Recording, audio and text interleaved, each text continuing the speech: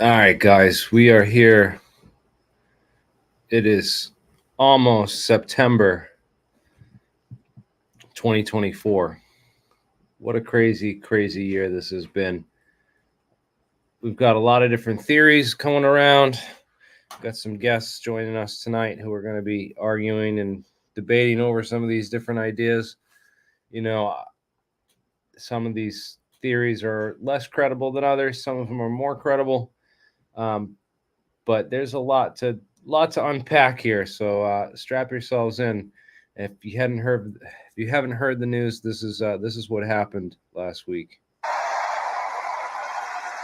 He lost his father and uncle in service to our country, and Bobby himself was subject to repeated threats to his safety during the course of his campaign while being denied protection by the Harris-Biden administration. And this is a tribute in honor of Bobby. I am announcing tonight that upon my election, I will establish a new independent presidential commission on assassination attempts. And they will be tasked with releasing all of the remaining documents pertaining to the assassination of President John F. Kennedy,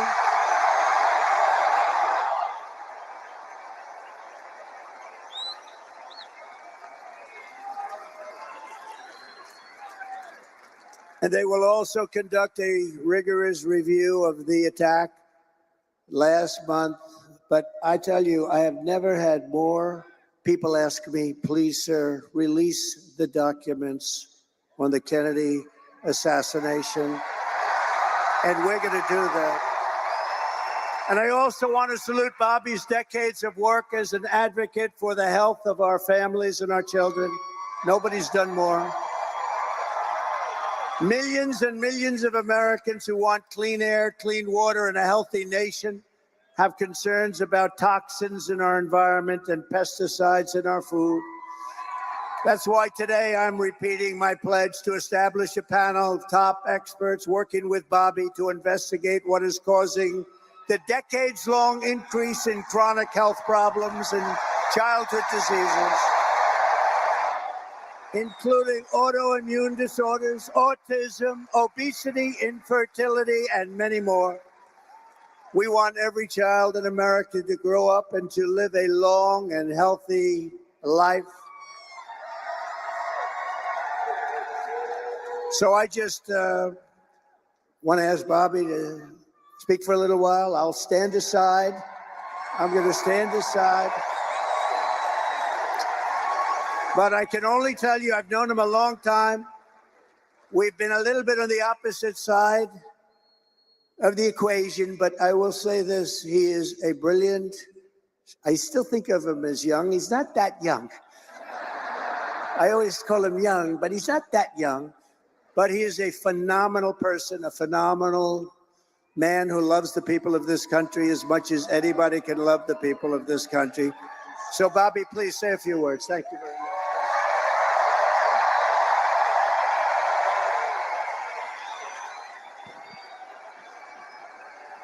Thank you.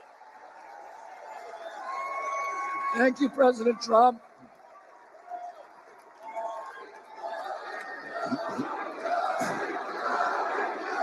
He calls him president. Thank you. A few hours after the assassination attempt at Butler, I got a call from a safe food advocate named Kelly Means, who's been fighting for many years to try to end the corruption at CDC and FDA and USDA. And these institutions, these regulatory agencies are actually run by the big food processing companies, the big ag and the chemical companies that they're supposed to regulate. And he said to me that he'd been advising me for many years and on my campaign. And he told me that night that he was also advising President Trump. And he asked if I would talk to President Trump. And I said, of course. And about a few minutes later, I got a call from the president. And we talked. We had a very good talk. And then he invited me to come see him the next day. And I went to Minneapolis and saw him. We met again a couple of weeks later in Florida. And we talked about, not about the things that separate us because we don't agree on everything, but on the values and the issues that bind us together. And one of the issues that he talked about was having safe food and ending the chronic disease epidemic.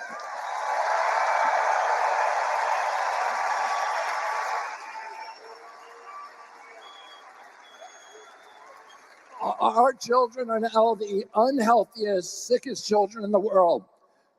Don't you want healthy children? And don't you want the chemicals out of our food? And don't you want the regulatory agencies to be free from corporate corruption? And that's what President Trump told me that he wanted. He also told me that he wanted to end the grip of the neocons on U.S. foreign policy.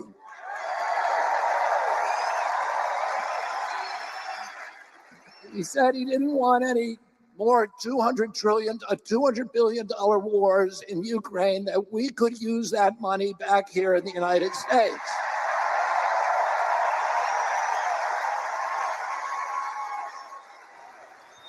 Yeah, this is crazy. And the best way to build a safe America is to rebuild our industrial base and rebuild the middle class in this country.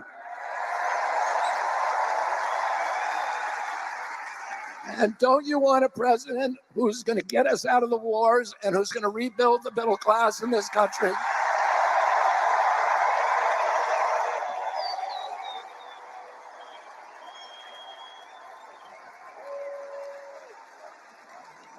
And he told me that he wanted to end the censorship because the whole basis of American democracy is the free flow of information. And we know that a government that can silence its opponents has license for any kind of atrocity. And can you think of any time that you can look back in history and say that the people who were censoring were the good guys? They're always the bad guys. That's true. That's true, man. So I'm not going to play any more of that because I don't want to get just shut down for a censorship violation. So let's talk. And I got also another special guest here backstage. I don't know if Robbie, are you there, man? What's up? But I'm here, Jeremy. I don't know if you can hear me. How's it going, man? Yeah, we can hear you for sure. This is a crazy turn of events, but in some ways, like a lot of people have said to me, this kind of almost feels like it was set up, like how convenient that, RFK has like been critical of Trump, but I don't think Trump has ever said anything critical of RFK. I don't think he's ever tweeted anything, super critical. We've had a lot of Trump support base, like cat turd going off, on RFK and RFK supporters. And I wonder how a lot of that Trump base feels now about RFK. They were talking crap about him for the past 6 months, and now like they're on the same team. That's crazy. What do you think about all that?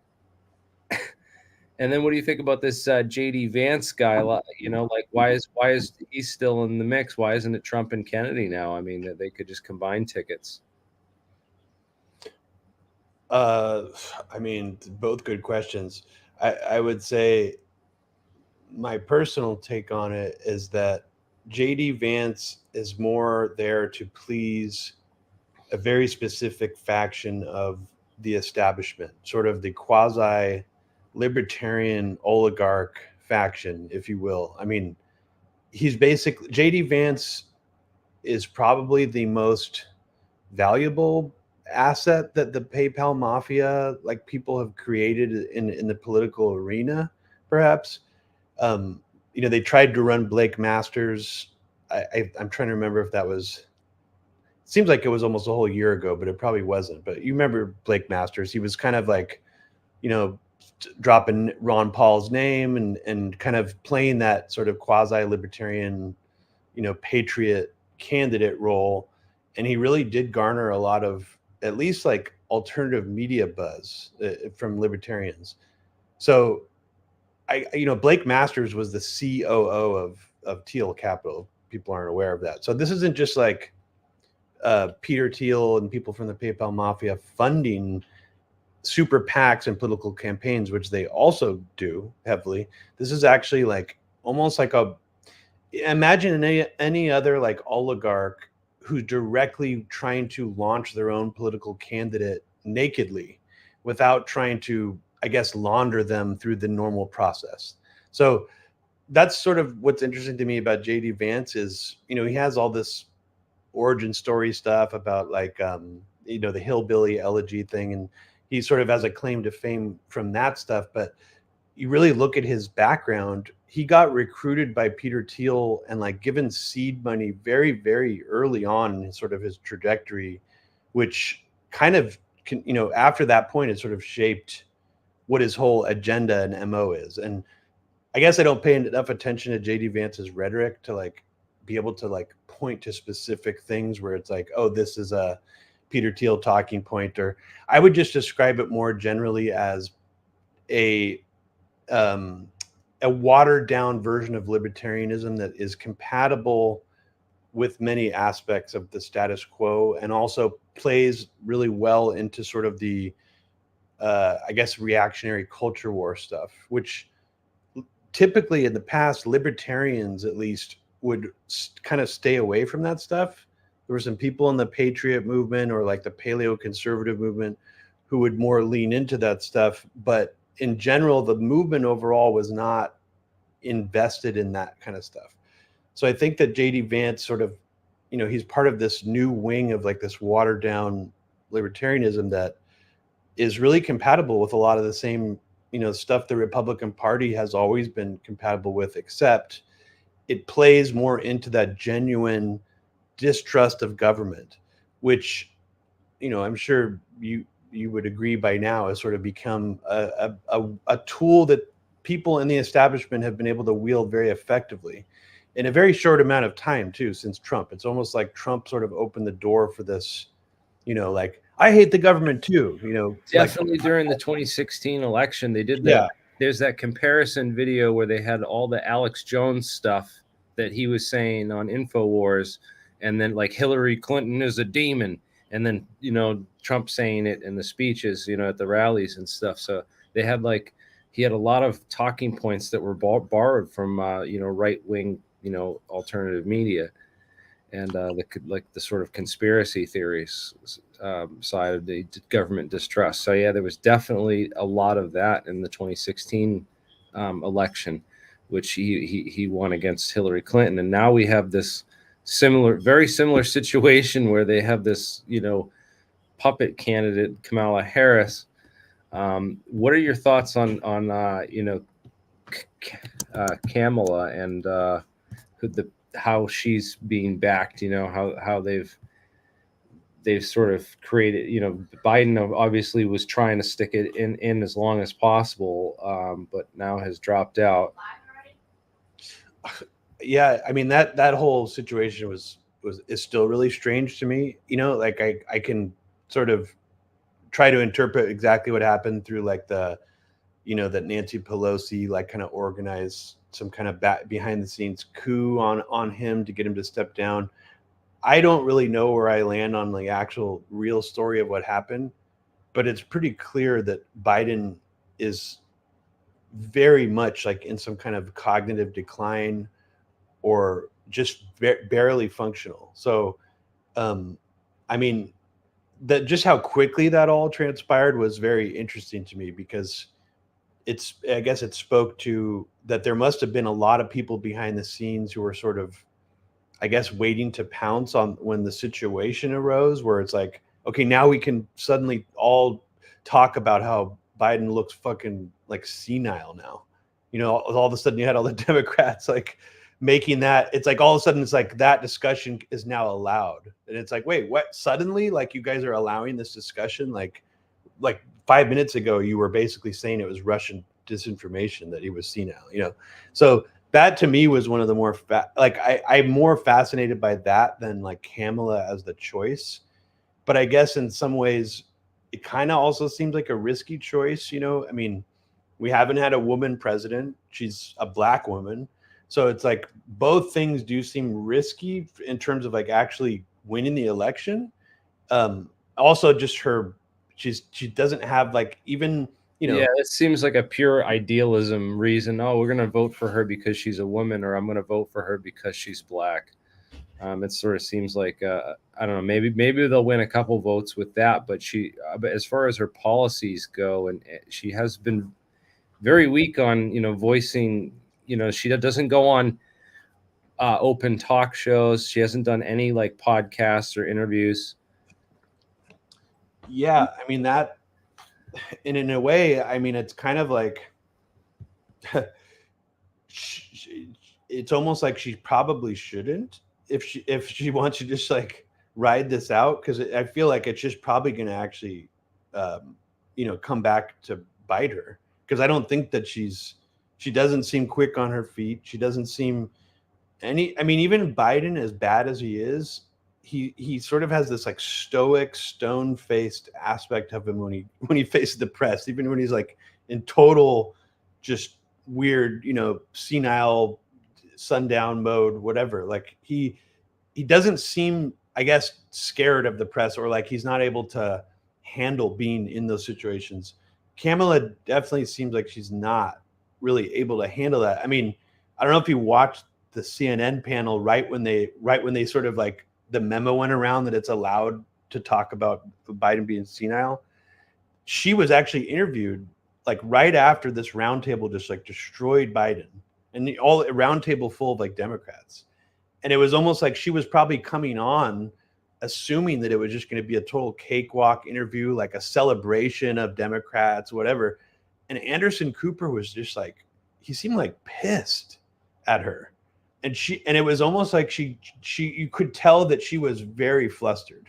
Like, as far as like a person running for presidential office, I've never seen a candidate get that flustered. I mean, she's not a candidate. She's already the chosen honorary whatever, but I've never, so that is like bad, for the Democrats' plan in all this is like, I guess they're just going to have to keep her shielded from the press, because Trump obviously doesn't have that problem. I mean, that's part of like why I even found him entertaining, especially 2016. So. Yeah, it's so interesting the way that the media has pushed back on Trump versus other candidates, and then how used to it each is. So Trump is like this battle hardened, he's ready for them to pounce back when they attack him.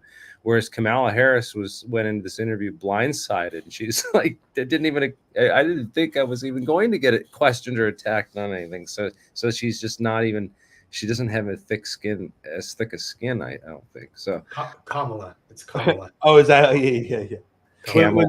What's interesting though, that I remember a very specific moment from that interview, and it's probably not even worth like playing the clip, because it's probably like over 10 minutes. But there was a part of it where Anderson Cooper was basically trying to like catch her in a lie, and I've never really seen a person as neoliberal as like Anderson Cooper try to do this to someone as big as her, Democratic Party. And he was basically, the lie was that she was like, oh yeah, like Biden's like always, he's always like on point. He's really sharp behind the scenes. He's like this all the time. And Anderson Cooper's like, what do you mean he's like this all the time? Like what we saw tonight, he's like this. And Kamala it was almost like she couldn't respond because she couldn't engage with the idea that he did poorly. It was like at that point she hadn't gotten the memo that it was okay to say he did bad. So like she was like caught. It was really interesting to watch her sort of glitch out.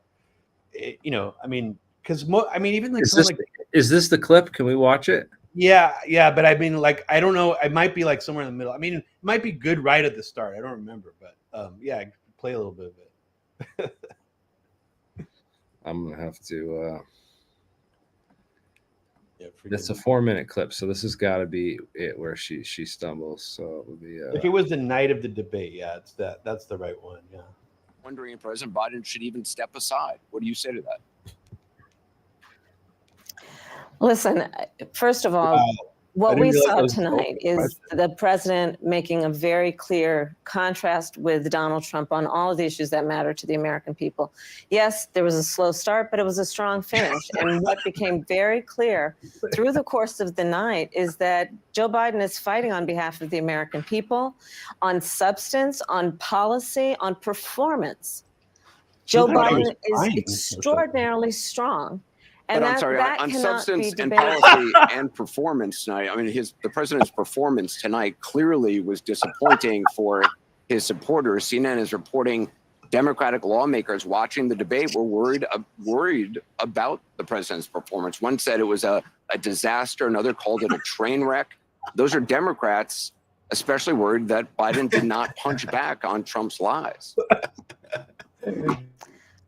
Listen, people can debate on style points, but ultimately this election and who is the president of the United States has to be about substance. And the contrast is clear. Look at what happened during the course of the debate. Donald Trump lied over and over and over again, as he is wont to do. Actually, He would you're right there on not that. disavow what happened on January 6th. He would not give a clear answer on whether he would stand by the election results this November.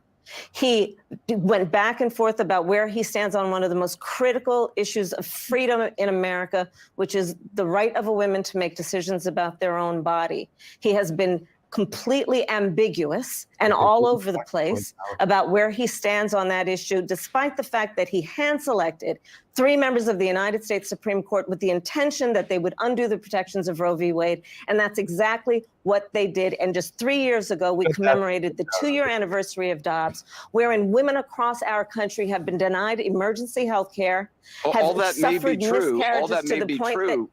But the president of the these United facts are States very was not important. able to make that case to Donald Trump on the stage tonight. I mean, you debated against then Vice President Vice President Biden 4 years ago, and he was a very different person on the stage 4 years ago when you debated him. You must, I mean, that's certainly true, is it not? Anderson, the point has to be performance in She's like, terms come of on, what a you're a reliable president does. CIA agent. A Right, president who but that is incites what's an scary for insurrection people against the watching this. Capitol. No, but I got the point that you're making about a 1.5-hour debate tonight. I'm talking about 3.5 years of performance in work that has been historic. But whether is it that be the man infrastructure, who we the saw former on the guy, the stage other tonight? guy, Is that the the other person guy you on see the in meetings debate every day? stage. Amazing. The person that you saw on the debate stage that has, for the last 3.5 years, up until today, performed in a way that has been about, whether it be in the Oval Office, negotiating bipartisan deals so that we have an infrastructure, a real infrastructure plan where we're putting trillions of dollars on the streets of America to upgrade our infrastructure. Whether it be the person I see in the Oval Office who is meeting with heads of the military and the intelligence community and in the Situation Room, ensuring the safety of America. The person I see in Joe Biden on the world stage, convening world leaders who often ask for his advice, most recently just during the G7 conference. So I'm not going to spend all night with you talking about the last 90 minutes when I've been watching the last 3.5 years of performance. Wow. Well, yeah, no, they cut it off short because he did kind of dig into her more at the end of the interview, from what I remember. But I mean, Oh yeah. Well, I wish I had a good clip, but do you have any clips? You know how to share your screen, everybody. If you have any clips that you want to share, there is a share screen button down the bottom, and you guys are welcome to play some clips, and we'll comment on them because that was great, man. I didn't even know that existed, so that was awesome, and also Cooper looked like he was staring daggers at her. Like I never seen him. It's rare to see someone as establishment as him like seem pissed at like one of those kinds of people, you know. Yeah. usually so cordial and planned out. And so I don't know. And did you know that Theo Vaughn interviewed Donald Trump 6 days ago? This was posted. So I did see that. Yeah. Yeah, that was it's got 11 million views, but there were a couple of people in the audience that weren't aware of that. So yeah, this is what I'm talking about. Kamala has not yet done like a long form. Kamala. I'm gonna call her. Kamala. Otherwise, people can't hear the criticisms. I don't think she can handle it. I mean, it doesn't seem like I almost feel like Trump probably shouldn't be doing things this long form either necessarily, but I mean, it seems to be working for him. So I mean, in terms of long form stuff, I always would just see it as like too much of a risk to just be on someone's show that long, like, I mean, but Trump, I don't think anything came out of the Theo Vaughn interview that was like particularly weird or off color or anything. I mean, yeah, I mean, this was I really thought it was I mean, I would love to see more interviews. I've seen a lot of the interviews with RFK. I think that he's got a lot more depth and substance on a lot of the issues. I don't know, what's your opinion? Well, I mean, that's a pretty big one to unpack, my opinion on RFK Jr. But in terms of his in terms of his actual policy positions, it's very hard to say, other than his vaccine skepticism and his sort of like railing against, like environmental hazards and stuff. Like, I believe that he wholeheartedly believes in all that stuff and he's genuine about it. The other stuff that he's sort of latched onto since he started running for president, like the Ukraine war rhetoric that he puts out, I have a very hard time taking it seriously at all. And the reason is because if you just rewind a couple of years before he ran, he sounded just like Rachel Maddow on all this stuff. So personally, I find it extremely hard to believe that just in 2 years he would be like properly like actually shift his opinion on something like that. How does Rachel Maddow sound on that? I've never heard her talk about it. What would you say? Sorry, I didn't catch that. How does Rachel Maddow sound on Ukraine? I've never heard her talk about it. She's just full blown, Putin, but like Tulsi Gabbard's a Putin puppet, like everything, is Russian disinformation. It's all sort of full blown, like pro Russiagate, thinking, Trump is a Manchurian candidate. It was fully in that territory. But so, Bobby never talks like that, does he? Or has he ever? He doesn't talk like that now. But when the Russiagate was going, you can find several things that he said in the press that just seemed completely along the lines of like the generic Democrat line. What did he say about the neocons in Crimea? He didn't talk about the neocons in Crimea. He mostly talked about it like Putin is the aggressor. He's expanding the borders in Europe. He from what I remember, I don't have any of the quotes in front of me right now, but from what I recall, there were just very similar boilerplate talking points to the Democratic establishment on Ukraine. That it was like Putin did this, he started this, he sort of has like Hitlerian ambitions, and his son. I don't think many people know this. His son is actually a special operative, like CIA, like military guy who's like in Ukraine, like actively involved in the war. So RFK Jr.'s son? Yeah. Oh wow, that's weird. I didn't know that. That's I remember at the very beginning of his campaign, he talked about it like it was normal that the CIA was like over there, like in Ukraine, like helping fight the war. And I think it was probably before he fully figured out what his Ukraine stance was. And I don't remember what show it was on where he was talking about it, but I think the host was like pushing back on him a little bit because he was sort of waffling on like what he actually thought about Ukraine. But yeah, I could look up some stuff in the meantime. You guys don't know. That's interesting because I didn't know that he had been pro-war. Like Rachel Maddow's obviously like one of the chicken hawks, and well, I think I mean, Ukraine is a particularly interesting one because he's not the only one who's jumped on that very late. Another example of someone who did is Tulsi Gabbard. I remember very clearly the moment she started talking about it. It was almost like she literally avoided talking about it for years. Yeah, we're all ready at different times, so sometimes it's like the water's not ready for us to jump in. It's still too cold, and we're still testing it with our toe. Yeah, so I mean, you could look at it that way, that it's sort of like seeing which way the wind blows, seeing which which topic involving war is like the most safe one to sort of put as like a campaign platform. I still am.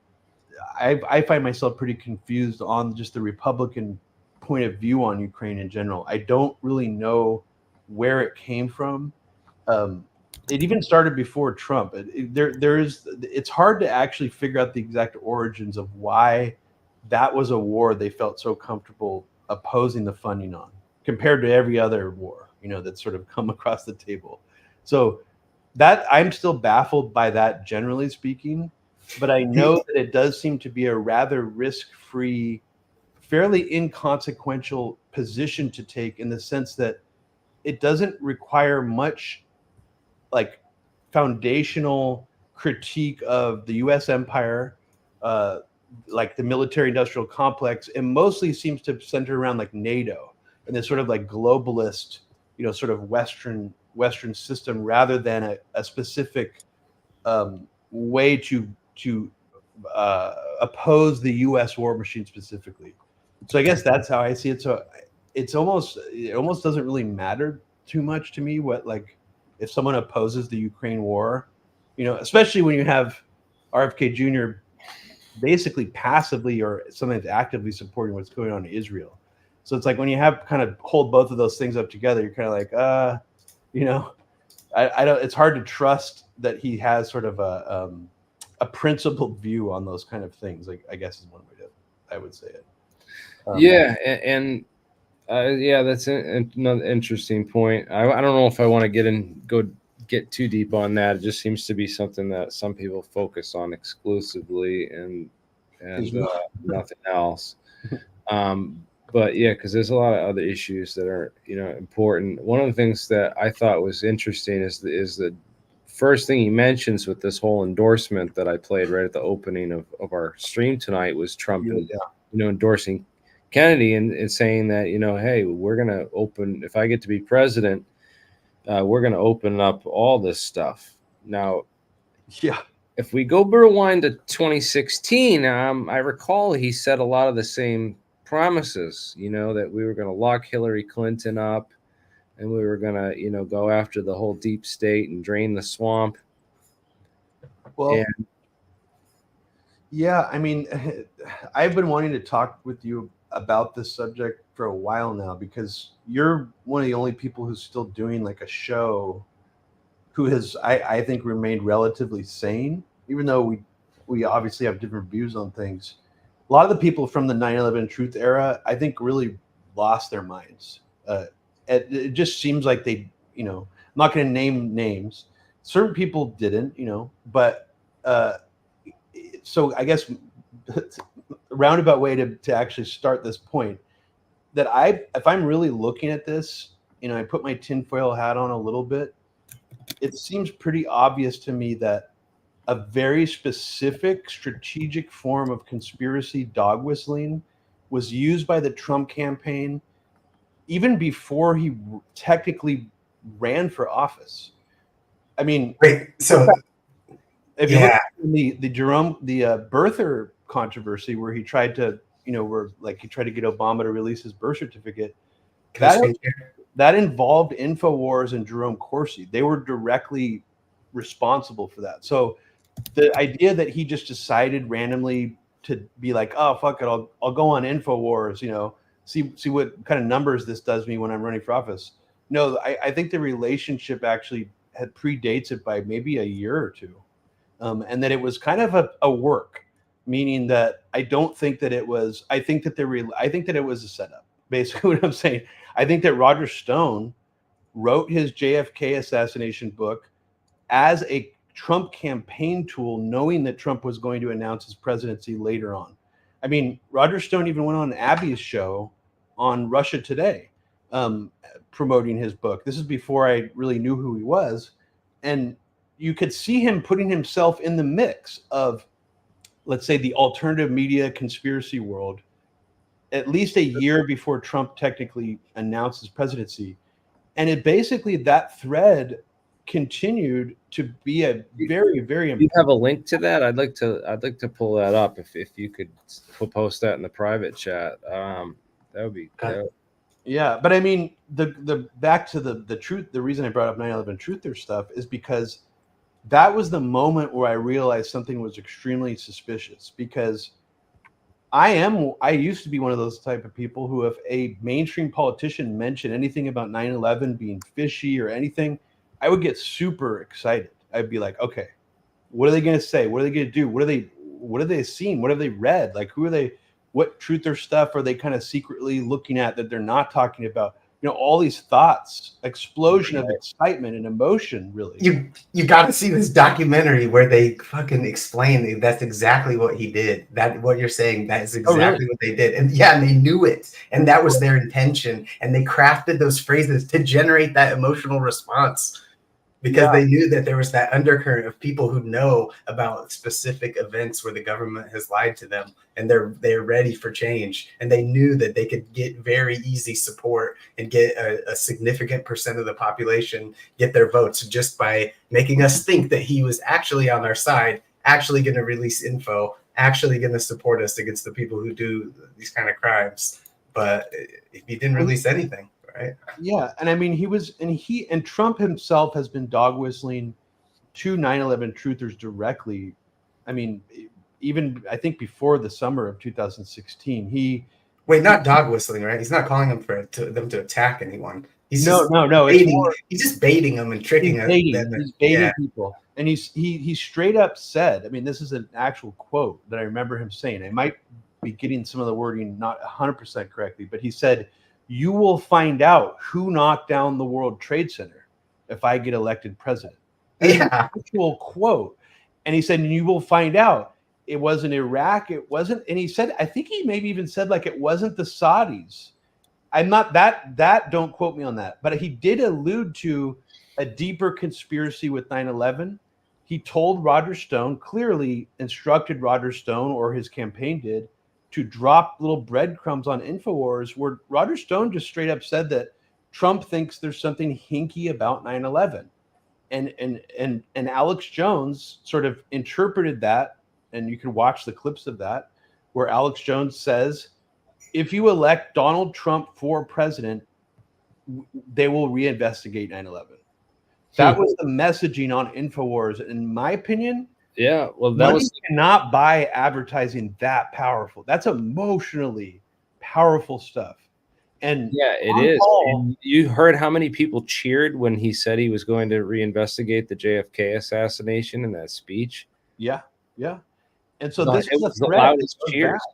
It was this all goes back to the same technique, and QAnon, and things like that. They're obviously play a role in this too, but one of the functions of QAnon, when I was sort of studying it and trying to understand why it was so powerful, was that it continually employed sort of the carrot on a stick. There's always going to be a disclosure around the corner, which I'm sure, Jeremy, you're very familiar with, being also plugged into the UFO community, which is a tactic that is very commonly used among UFO grifters and also probably controlled opposition people who are like sheep dipped into the UFO movement to just keep people in this hamster wheel constantly, where they're like, oh, there's going to be a disclosure, soon, and there's going to be this and that, and then really nothing really does fully get disclosed. It's just kind of a carrot on a stick game. I mean, David Grush, in my opinion, is kind of the ultimate version of that, But I want to run a quick poll in the audience.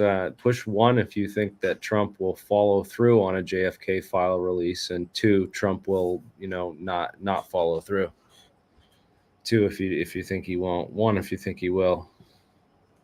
I mean, the interesting thing about the JFK stuff too, there are a lot of people, and I tend to be more open-minded about these theories, is that there was some there are some like theories out there that the Israel nuclear weapons program had played some role in the JFK assassination. And you know, it is kind of odd that Sirhan was Palestinian and he acted, or he claimed he had some like grievances about, you know, the way that the American government and Israel was treating the Palestinians even back then. So I don't know. I mean, that to me is an interesting component of this, because it's like, if there are some kind of like Israeli fingerprints, even in some minor way on the JFK assassination, then like obviously those aren't going to come out. I mean, what could possibly be released about the JFK assassination that would be actually revelatory that they would actually release? I mean, The one where they talk about how they know who did it, and that was or like, oh, so and so, you know, had a role to play at blowing the president's head off. Oh, and by the way, he's still alive. He's a senior citizen at this, you know, Florida rest home somewhere. Oh, yeah. Well, there's a woman that's still alive, Ruth Payne. Ruth Payne's still alive, man. She is Roz Oswald's landlady, the lady who got him the job at the school book depository. She's been accused of being a CIA agent and part of the whole conspiracy, and she's been alleged that, you know, they can't release everything until she dies because she was part of it. That's very interesting. Yeah, I personally am not as well versed on JFK as I am on like 9/11 or sort of the Bush stuff. But I mean, the thing with RFK Jr. though, specifically, like it's not just the sort of the association he has with like conspiracy theory culture with the vaccine stuff and that kind of stuff. It seems to me have been very specific from his campaign too. Like if you remember back right before he announced, I mean, not right before, but you know, it seemed kind of the timing lined up enough where he visited Sirhan in prison. He said that he doesn't think he's guilty of killing his dad. And he sort of implied sort of the Lisa Pierce or that more trending, you know, narrative that basically Sirhan was like an actual Manchurian candidate, like programmed assassin.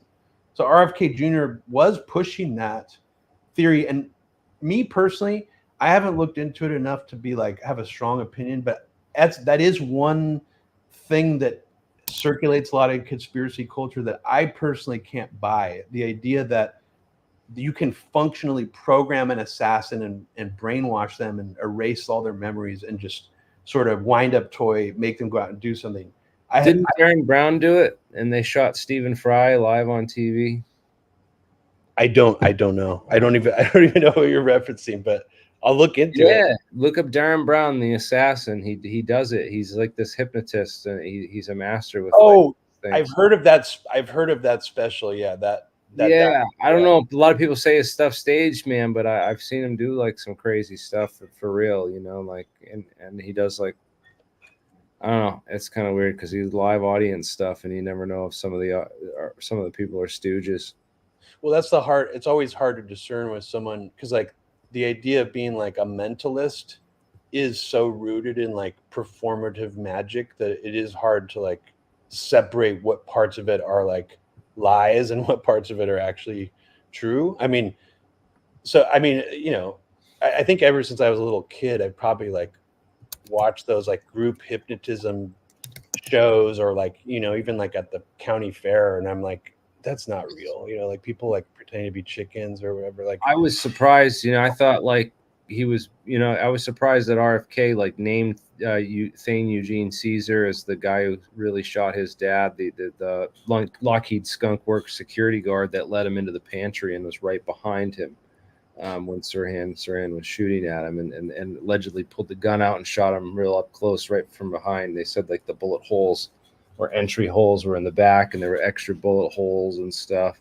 So when you say you don't believe that it's possible, what do you mean? Like, but William Joseph Bryan was allegedly the hypnotist that hypnotized Sirhan.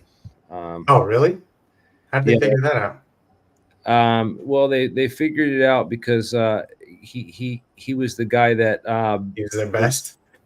He was in charge of he hypnotized Albert DeSalvo for the Boston Strangler murders. So he got this DeSalvo guy to confess to all these Boston Strangler murders. And Whoa. He founded the American Institute of Hypnosis. Yeah.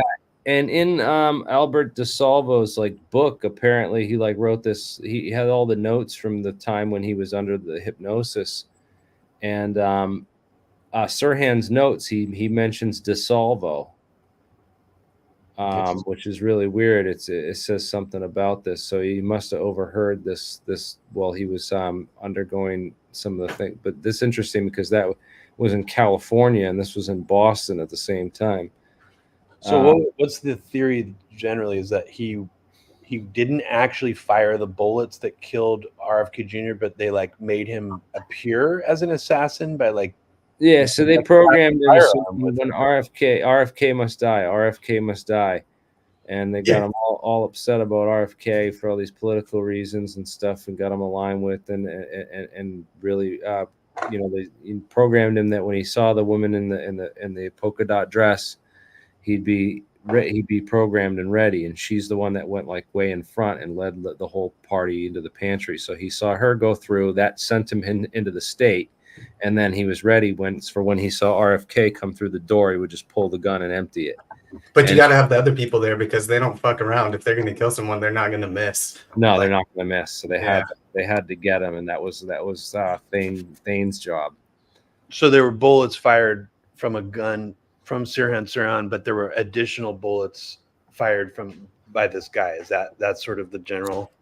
Yeah, and without the ballistic evidence, then it's real hard to say for sure. So yeah, and the interesting thing was that the head of the investigation for the LAPD turned out to be a CIA asset, a CIA agent. So he was covering up a lot of the evidence. He had a lot of the evidence destroyed from the crime scene. Had a lot of like stuff tampered with.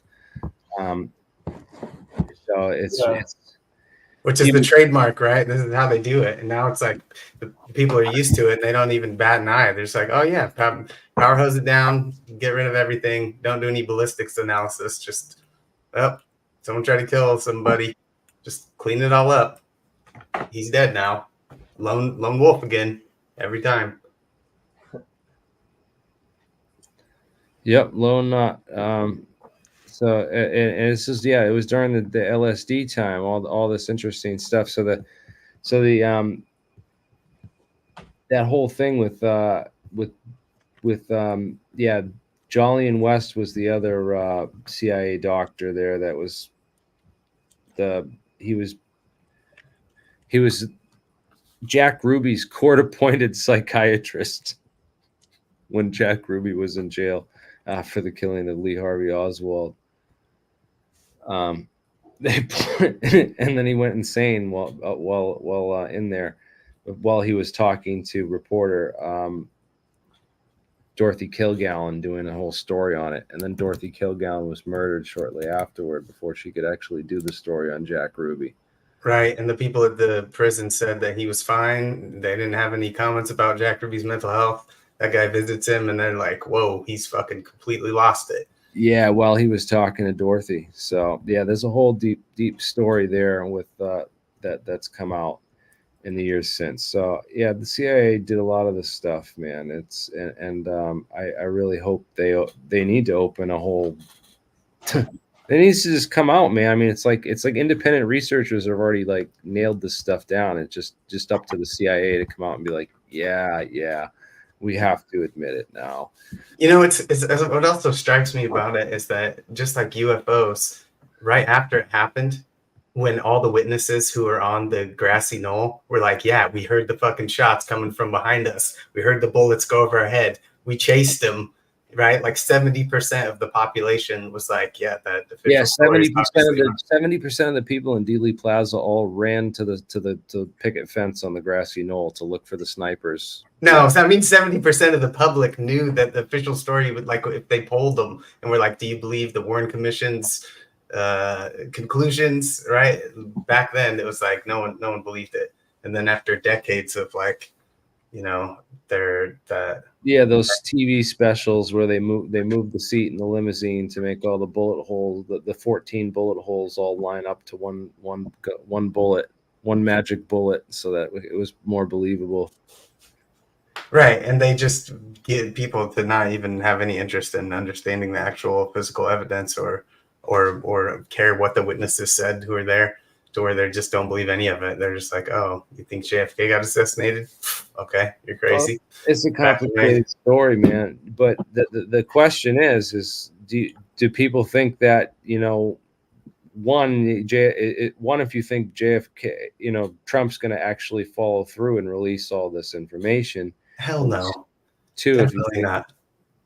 You think no, huh? No, absolutely not. He didn't do anything.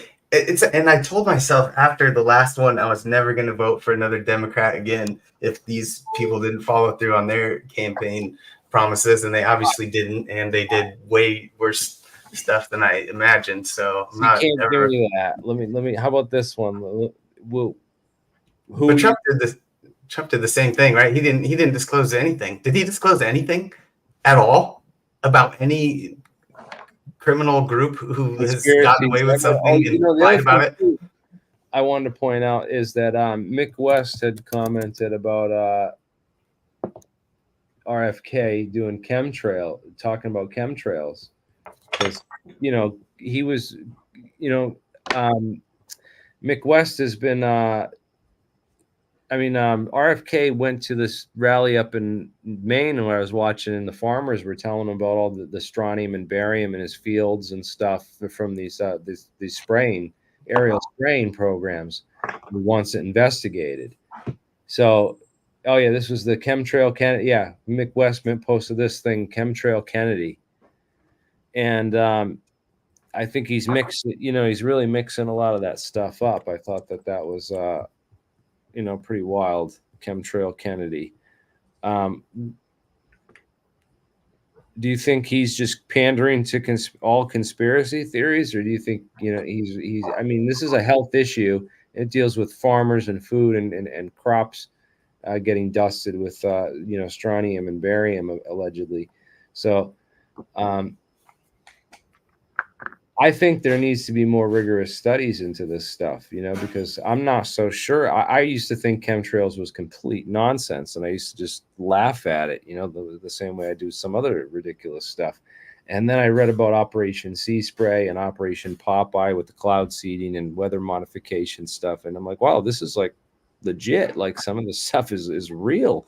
I had that same experience. I was always like, fucking dude, it's water vapor. They burn fuel in the sky. Yeah, this works. Like they just, and then someone linked me something, and it was like, it was a long time ago, maybe a year or two. But there's elements you can't explain. If it's never in the rain, and then you see these in the sky, and then they have measurements of the rain, and it has different. But then there's also the people that were taking, like the pictures from inside the crop dusting planes, and also the planes that spray the fire retardant on forest fires and stuff. And then posting the pictures of the inside of those planes and saying that these are the chemtrail planes that are spraying the chemicals on all of us. And sometimes it's maybe not even that it's pollutants in the jet fuel and pollutants in the combustion process of the actual aircraft, maybe that are have some pollutants in it. But as far as deliberate spraying programs, there have been some to test. To spray some things for geoengineering purposes, and also for just testing out. I mean, they did tested biological agents, I believe, in Operation Sea Spray. So I think the thing that takes it from the realm of a plausible issue or framework of potential like environmental hazards that needs to be addressed versus it's some kind of like grand secretive conspiracy where there's all these people that aren't even necessarily said that they're like military or anything, but all these planes are somehow in on this geoengineering experiment that's being kept a secret. Like, I think that the latter thing I just described, I've personally, that is the way that I feel like most people are sort of invested in it. So it's hard for me to subscribe to that. I mean, but at the same time, I've had long in-depth arguments with people who are a little QAnon pilled, who are also like very educated on certain things. So they've studied the geoengineering history like so hard that to them it's like, well, no, this stuff is real, it's possible. So why are you so dismissive of it? And I'm like, well, I'm not dismissive of the idea that like geoengineering is probably being done at various times in our skies for whatever purposes, but the idea that like anytime you see these trails in the sky, it's that, it's sort of a big leap to take. And it is hard for me to take the subject seriously because most of it is sort of trying to unify It's it all. contrails, right? And then the whole word. It's why chemtrail. That sounds. It's like a kindergarten. It's kindergartner used to describe this stuff. So that there has to be. We have to get better vocabulary, I think, if we're going to talk about so and so whatever chemtrails are. I think they should be more specific about what chemicals and the purpose for them. Geoengineering, or whether they're for crop dusting or pesticides or mosquitoes spraying, whatever they spray for. Yeah. Speaking of spraying for mosquitoes, Rudy Giuliani actually was blamed for like killing a few elderly people when he did the West Nile virus spraying program in New York, which is pretty bizarre, in my opinion, bizarrely coincidental that he was like the same people who have all these weird connections to 9/11 and anthrax are like heavily involved in this West Nile virus outbreak and remediation program like the summer before 9/11. Could be a coincidence. Personally speaking, I think it should probably be looked into more deeply. But I mean, I think in general, just going back to the point we were talking about before, that I think RFK Jr. does seem to be really good at pushing these more sensationalized, not as specific as they should be, directly targeted, sort of more larger conspiracy theories out there as seemingly a part of his campaign. I mean, but like was saying before, I think he genuinely believes some of the things he talks about. But when he was on Joe Rogan, for example, at that point, I was still pretty open to what he had to say. So I listened to the whole thing and I sort of came away from it thinking, well, a lot of the things he says have kernels of truth in them. Like, of course we should regulate or like, try to, check to see if like agriculture companies are like poisoning water or harming children. I mean, a lot of the things he talks about, I think most people would generally get on board of, but then there's leaps that he makes, which there's a lot of people who agree with these things that he says, but like you can sort of. So wait, I'm confused because I'm like, there's articles you can read by that are talking about like the EPA and how if you're going to work for the EPA and a company comes to you and they say, this is our chemical, we need this to pass. This is a lot of money on the line. And then someone's like, no, I'm not doing this. And then they're just going to lose their job. They're just not going to work for the EPA anymore. Their boss is going to be like, yeah, you're hard to work with. We're replacing you on this project, get demoted, not going to get promoted. This is standard. This is how it works, right? This isn't like hypothetical or something. It's like, we really need to reform it. But the problem is that I don't understand how he can endorse Trump, because Trump's the first politician. All the other Republicans in the past were like, they would try to hide and smoke screen and say, oh, this isn't really that important. We don't need to protect it. Trump's the first one to just be like, I don't give a fuck. Yeah, I'm here to make a lot of money and I'm doing what's best for my people. And if that causes a bunch of harm, then too bad. That's how it works. It's the world we live in, right? Like that was what I felt like was the difference. Like at least, the Bushes would lie and they would like, try to tell you that they really actually do care about people and they, they're not just here to make tons of money. And if it hurts people, they don't care.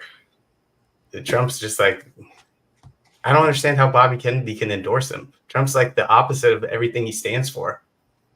And how does he trust him before his first campaign, he tells him he's going to put him in charge of the vaccine reform group, and then he doesn't do it. But this time he chooses to believe. Like, Yeah, this is weird. I think maybe he didn't do it before because that was before COVID, and I think now that the COVID was kind of maybe a lot of people's wake up call to realize that there's something really really wrong here, and maybe we. What about Operation Warp Speed? I mean, Nicole Shanahan I saw come out and acted like they were demanding an apology. She literally said, we are asking like Trump to apologize for Operation Warp Speed before like giving him an endorsement. It's like, what the fuck? He should, right? Yeah, and it's like, and I mean, it's like at the very least, yeah, like bare minimum, he should. Yeah, but he doesn't. He still talks about it like it was fucking awesome. He's proud of it. To me, that's even bigger than the environmental stuff because that's like RFK Jr.'s like main issue. I mean, I think that is what has given him the most momentum in sort of the alternative side of politics, is the vaccine stuff, the COVID stuff. He said. So we talked about last time that there was that recorded conversation with Trump and Bobby, right? And I went back and watched that because I hadn't seen it before, and it looks to me like that came out right after the assassination attempt. So it looks to me like Bobby was like, yeah, this is done. Like Trump's got it locked up. There's like, there's no way that he's going to be able to win now. Like with that move, they sucked all the wind out of a whole bunch of like important issues, right? Like his dad and his uncle getting murdered. It's like now, and someone says assassination, people are just thinking about Trump lately. They're not thinking about the real ones. Yeah, that's true. And then how much resources will be diverted to that investigation versus what should be, investigated towards the real ones. That's also a good point. I wanted to listen to what he says about geoengineering in this 1 minute clip, if you guys don't mind. And then I want to, because that just makes me think about when John Bremer, came out and admitted chemtrails on behalf of the CIA. I was like, oh, this is just, that made me not want to believe it even more. But yeah, let's have a listen to see what he actually says. My mind is open to this. Is because Woody Harrelson one time was at my house and he was talking about this. This was probably 10 years ago. And I was saying, come on, that's ridiculous. That's impossible. And he said, come outside with me. And we went outside and we sat on a hillside and we watched these planes fly in a grid pattern, laying out this, a grid of contrails. And then it turned into clouds and we had a cloudy day. And I don't know, I've looked up many times since then and seen that happening. And I don't have a good explanation for it. But, the things that you're saying are consistent, are internally consistent, and they're consistent with things that I've observed. It's amazing to think that they can keep it that secret that well for this long. But, I've seen them do that with other things as well. Yeah, that's he nailed it, right? I mean, I've never seen the grid pattern or watched them turn into clouds, but when they start showing like, the contents of the raindrops and, if the chemistry says that there's stuff there that's not supposed to be there and you see that it's not in rain, and then all of a sudden these things that, there's one of these events and then it's in the rain, then it's pretty straightforward. The water vapor doesn't form into clouds without particulate products. So it takes like a dust storm, usually like windstorms in the Sahara will create a lot of dust in the atmosphere, which will create a lot of cloud activity and stuff. But and just because it happens sometimes doesn't mean it doesn't say anything about the scope of the whole thing or how significant it is, what we should do about it. It's just that. I love how he doesn't. Yeah, he never took a position on it where I could call him chemtrail Kennedy. Mick West is I think just a little bit pandering to the. Well, that's what Mick West does, right? I mean, that's what they pay him for. It's kind of like this whole like skeptical troll crowd that kind of gets a kick up. Like there's a certain side to some of those skeptics where they'd like to troll people with the skepticism. Yeah. rather than, actually be skeptical, They're not skeptical at all, right? There's certain things that they Right. believe immediately, and you can't talk them off of it, no matter how much evidence there is. They don't even want to look at the evidence. It's like they're the opposite. Right. I'm open. Yeah, I'm a scientist. I could have my mind changed on this completely, but I'm still sort of the opinion that not every trail I see in the sky is a chemtrail, and they, yeah, sure, they lay out a grid pattern because they're all have to cross at these crossing points. You look up air traffic routes, a list of air traffic routes map, right? And you can see, like, there are points where flights just have to cross. I mean, if you live at a crossroads point where, there's just going to be a lot of traffic crossing two ways. Well, what happens when you have a lot of planes that cross over if you live on one of those cross points where Woody Harrelson probably lived at the time, is that the planes can't fly in the path of the other contrail, so they have to go slightly to the right. So the next one comes in and goes slightly to the right, and the next one comes in and goes slightly to the right. And what does that do if every plane does that on one of these crossroads? It makes a grid.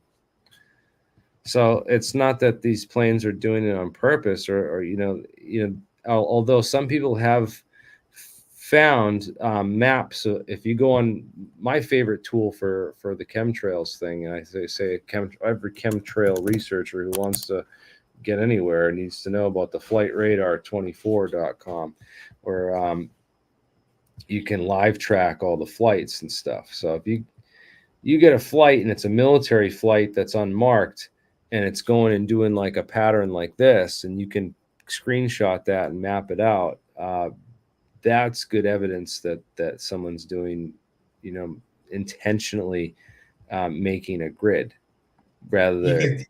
They should be able to take all that data and feed it into some kind of computer learning, machine learning algorithm, right? And yeah, they should be able to, and then tell us for sure. This should be so easy to do. If I had the resources of the government and a department to put an investigation like this together, we could do it. We could do it. Yeah. Like it would be easier than Sean Kirkpatrick's job with Arrow. I'll tell you that. Another thing too is, like, if there's wind and the planes are actually all flying in a real similar path between two airports, right? The wind is going to like slowly spread them out. You kind of expect a grid if there was, well, maybe not grid. If there's right, wind, and the effect of just the weather condition when you have you have the start of a contrail, so that produces shading underneath, so you have uneven heating, and that over time the spreading and the dissipation will create actually more condensation vapor to accumulate. So you actually, it will create clouds just naturally as a doesn't mean it has to be intentional. It could just be a unintentional byproduct as well. Well, yeah, I don't know, man. It's a wild topic, but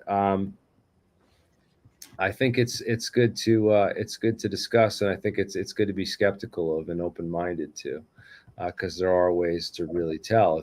Certainly they could hide a program like this if they had it in the mix, and it might even be planes that aren't even registered on the flight radar, so you'd need like some other special. I don't know. I'd have to inquire about that. Are there planes? Because I've seen like untracked flights going to and from the Virgin Islands and stuff. You can see them on there and stuff. So there are. But wait, we should get back to the politics, right? Trump and yeah, let's talk about. Yeah, well, speaking of the Virgin Islands and flights to the Virgin Islands, that's another topic we could dive right into. Wait, let's hit this one with Trump and how they, like, we know that they did this. This isn't even like, this is way beyond. We run this cycle of observation, imagination, verification, analysis, observation. We repeat that. This is what we've run that many, right? This is a really extremely high confidence that there's a group of individuals who propositioned multiple politicians, and Trump was the one who accepted their offer. And so he used their talking points, their Cambridge Analytica things to generate that emotional response of people and get them to vote for him to win him that election. I mean, So, sorry, go ahead. One thing I wanted to just insert there, based on what you just said, is when I factor in sort of the how nakedly, openly supportive of Trump these sort of oligarch people who come from the PayPal mafia are, to me it kind of, and I have no like direct proof of what I'm saying, it's purely speculation, but they're obviously very plugged into like niche alt media stuff compared to, at least visibly compared to like other oligarchs or like billionaires. They seem, I mean, Peter Thiel owns Rumble. They sort of started, or they captured a bunch of people based on sort of the censorship online. And on the surface, it's like, oh, that's good. There's other alternatives like the Rumble and these other ones. But then at the same time, it's like, it does kind of make me just wonder, like, how cheap would it be to just sort of capture all that information onto one platform? You technically own the rights, and probably in fine print, you own some kind of rights that you wouldn't own, for example, trying to grab data from like YouTube, and train an AI just on all the alternative media talking points, and just like running that through some kind of Cambridge Analytica type thing. I think it would be incredibly powerful for very low budget. I mean, you really don't have to come up with a very sophisticated language model to craft AI generated alternative media conspiracy bait talking points.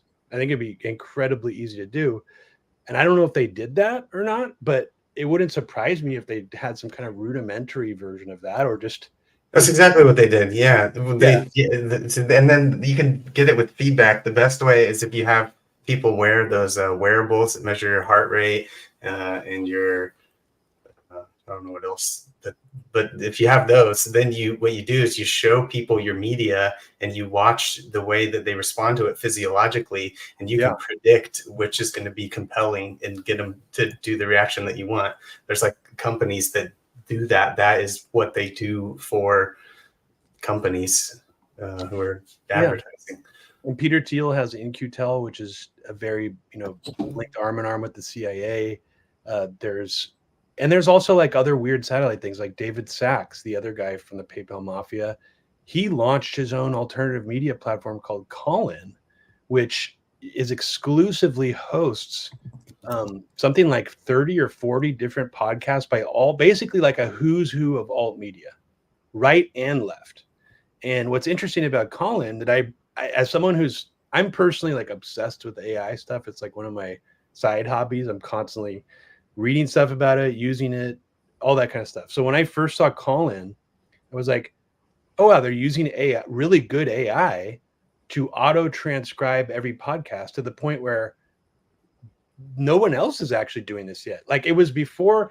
I think some other sites are doing this now, where they're using basically like Google Whisper AI technology to transcribe audio. This seemed like the best one I had ever seen at the time, to the point where I'm like, damn, like this is, so it's not that. And if you wanted to train, what I'm saying is, if you wanted to train an AI on alt media talking points, you wouldn't scrape up, all the data from Gray Zone or all these websites that are just text. You would transcribe audio, because audio has that nuance. It has that sort of the personality, the delivery. It's different than just transcribing written material. That's why OpenAI kind of got caught in a pickle by admitting they trained a bunch of their stuff on YouTube videos. Well, how does that work? They don't just have a computer watching the videos. They train on the transcriptions that are also generated with AI. So that's kind of how, in my opinion, this kind of stuff could be done very, very easily on a very low budget. Because if you look at Callin, it's a lot of influencers, but it's not that many people total. But it's the influence that matters. It's these key personality influencers who are like part of this alt media network. If you can steer and sort of capture and control the nodes. Media, this is what Elon Musk is talking about when he says the AI is super dangerous, or at least that's what I always think of when people start talking about the dangers of AI, right? When you can systematically manipulate the population to vote for the person you want to, that's find the nodes that are promoting the good stuff, and if nodes don't promote what you want, you cut them out. and the algorithms and stuff is, like, yeah, and the algorithm has been programmed to sort of do that on its own. So yeah, it's crazy what's going on. And I was talking about this 10 years ago about, they have to have, because the military and the government's always, years ahead. So what kind of AI technology was being developed by DARPA or some of these other programs? Because, they have these supercomputers and these they admitted to having these armies of these people that were set up. I mean, didn't a lot of it wasn't a lot of it created under Cass Sunstein, under Obama, and that whole program? Because I said, how easy would it be? And a lot of the interactions I was having with these people online, or these profiles online, I was saying that these are like computer bots or something. But how is this possible? Well, we now know how that's possible, because they can make, computer bots that pass the Turing test. So it's difficult when you're dealing with all this technology, because now you can just create armies of accounts that could manipulate and control elections. Each one of these computer nodes it could be another person clicking like on your videos, and another viewer watching your videos. So you get one of these bot farm armies, boosting your views, and suddenly, the algorithm thinks that you're super popular, so it's pushing you harder. Can you get that clip to play from the whistleblower from Cambridge Analytica? Did you already play it? Yeah, was that on here? Let me just play that real quick.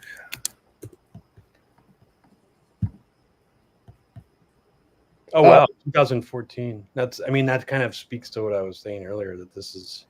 It was taken down. I don't know, let me see. Right, like you guys are saying, this isn't like necessarily. It's not like brand new, spanking new technology. Like they were doing this in 2014. That's how Trump got elected the first time. I mean, the thing with all this stuff is you still need someone who's like smart and also understands politics to kind of guide how these things work. I mean, so it's, I don't know how involved Steve Bannon was with this whole scandal. I remember his name being associated with it, but I still, a lot of people think he was overhyped by the Democrats, or he was sort of overinflated. But I mean, I genuinely think he's probably one of the more influential people on shaping the narratives from the Trump movement still.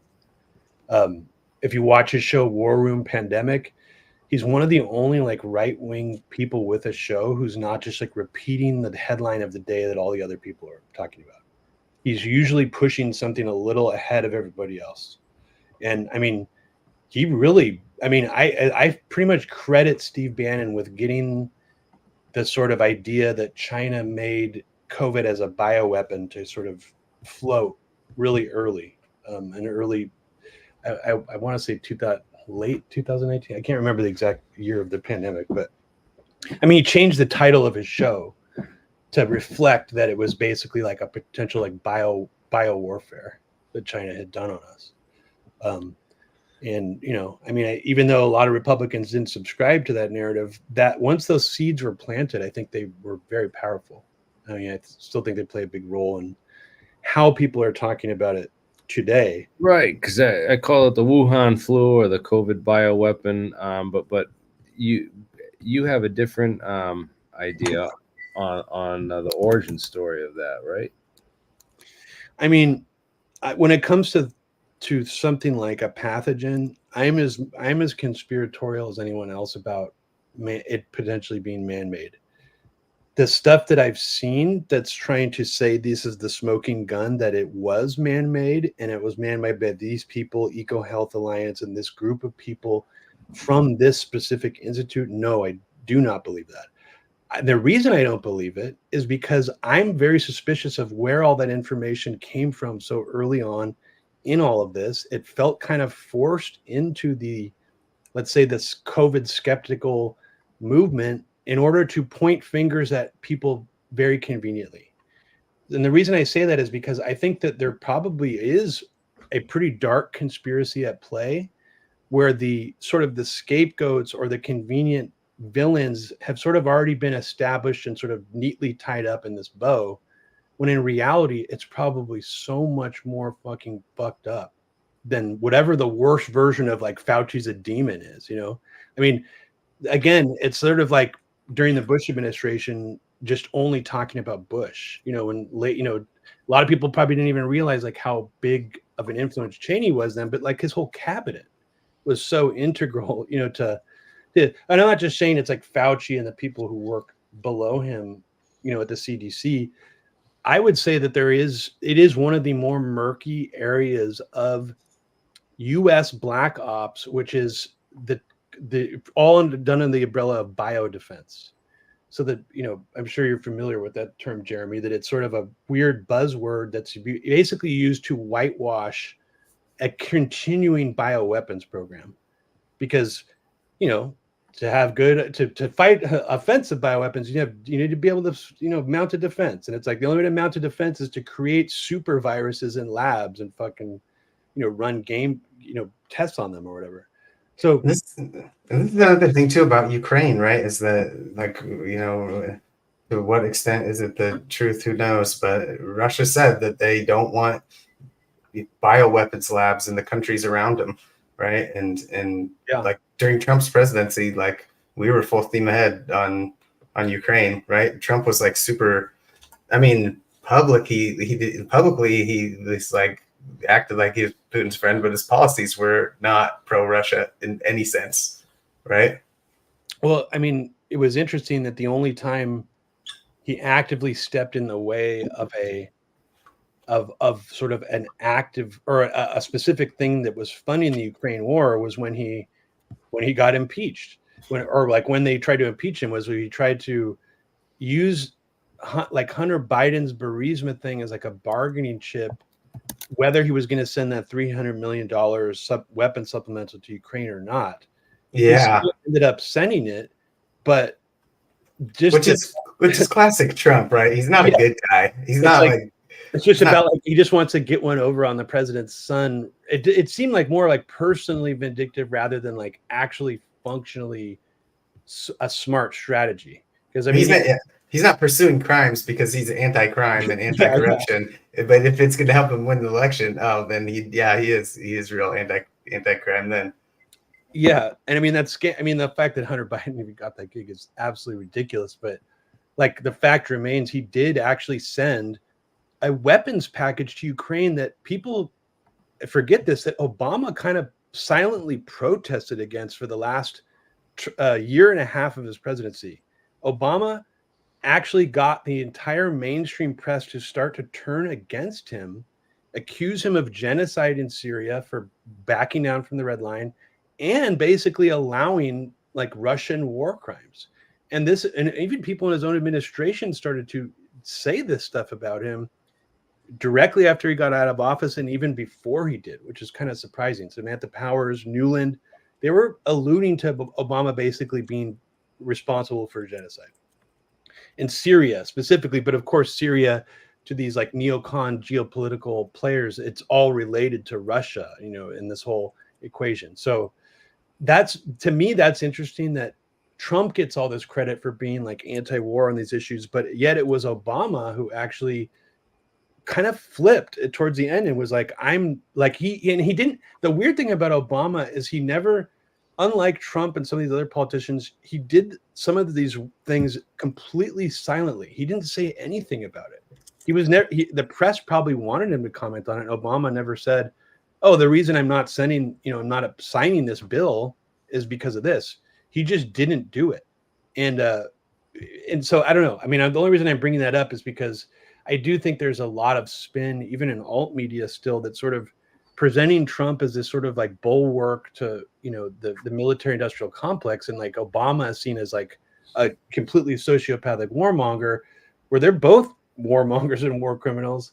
But there's some nuance there that needs to be like unpacked. And I don't, you know, even people on the left, I notice they get baited sort of by that same framework that Trump is anti-war, but Obama was the warmonger. And I'm like, well, just on the Ukraine specifically, Obama actually was more resistant to it than Trump was. And you can almost blame Trump for creating the necessary stepping stones for how Biden was able to just take it all the way to 11. I mean, Exactly.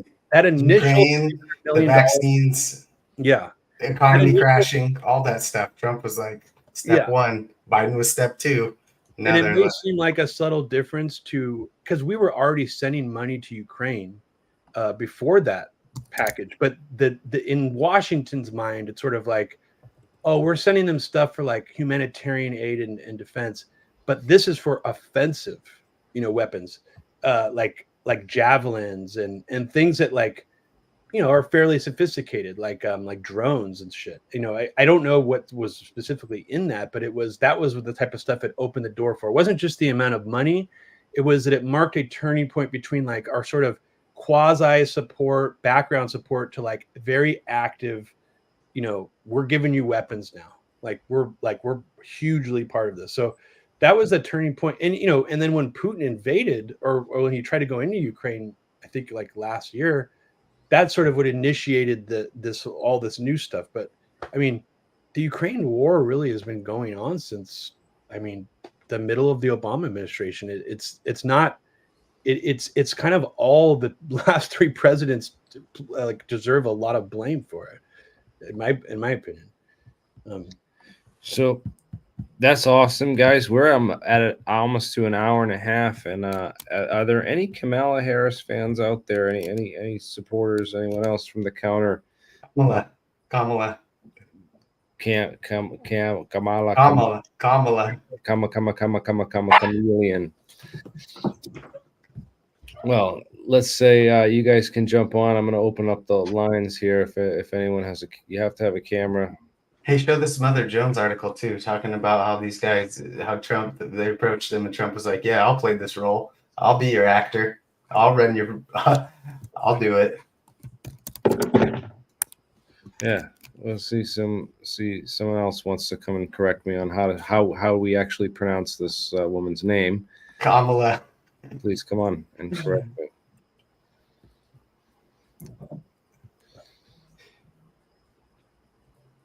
I gotta say, just really quickly, I thought it was a pretty poor strategy by the Trump people, Team Trump, to try to like one of their first like major attempts to go at Kamala was saying that she's a slut, basically. Like that was like their main. It was just an odd choice, I thought. I mean, because she's probably already going to get a lot of like women voters who want to vote women president. It didn't.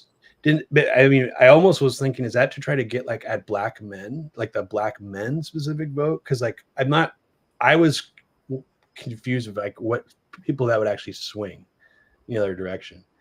Yeah, because wasn't it Judge Joe Brown that was on there calling her a whore and saying that it was Joe Brown on Kamala Harris. What's that one? And there are more pandering attempts to get the black vote, and different by both parties. I mean, look at Trump's attempts, the way he's done it with like Diamond and Silk and some of these other like personalities. Yeah.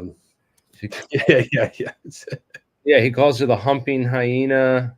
Was this, I mean, it seemed like it was targeted towards the black men. I mean, that's the only, if I was thinking of like a demographic that would actually be like affected enough to decide to vote for her or Trump, it's like the only target demographic I could think of. Because like, it didn't really, I know a lot of people, there are women that sleep their way to the top of positions and stuff, but this is all just distractions, right? Who cares? Like, it's her policies doesn't matter. Policies suck. She was a prosecutor, like a DA, and she put innocent people in jail indiscriminately, and that's just unethical, and immoral, and there's a lot more to criticize her for than who she wants to put between her legs. That's her business. Exactly. And what's interesting about that is that the right wing will not go after her for that, because they're actually going after her for letting off offenders and like not prosecuting people. So that's like more their preferred line of attack, because it's all about the crime, she lets off criminals. But that is, I mean, it's like that kind of Right. that criticism gets totally lost, but it's like one of the strongest ones against her is that she's like a fake, you know, Yeah. human or justice rights advocate who just fucking Right. Yeah, she doesn't care about innocence or justice. It was more of a job to get her to the next position of power where she needed to be. well, even the political, that's what's interesting about her. She does seem just so strategic that you can look at cases she prosecuted and cases she decided not to prosecute that were controversial, that both seem to be political strategies for her career.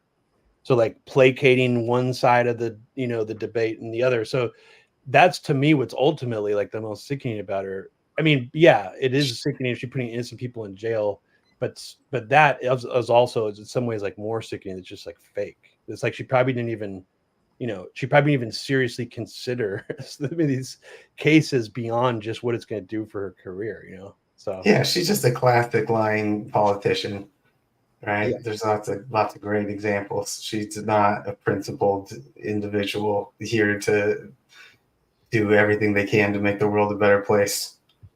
I mean, in a way, it's almost like JD Vance and her paired up to get like versus each other would be more of an equal playing field because like they have a sort of a similar phoniness, strategic kind of origin, whereas Trump has more of similar to Biden. Like they're both kind of weirdly blowhard, like stoic, you know, old dudes. I don't know. It's just So with our like 25 minutes left, or what do you guys? I don't know how late you guys can stay, but can we hit this facts of the Trump shooting?